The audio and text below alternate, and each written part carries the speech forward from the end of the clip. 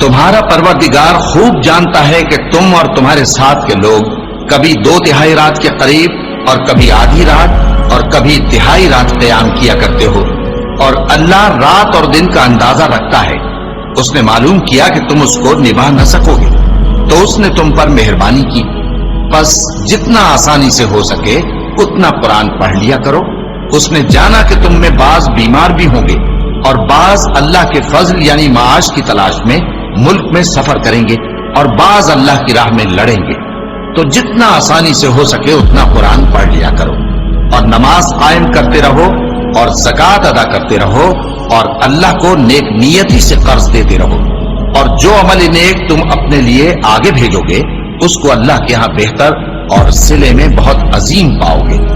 और अल्लाह से बख्शिश मांगते रहो, बेशक अल्लाह बख्शने वाला है, मेहरबान है।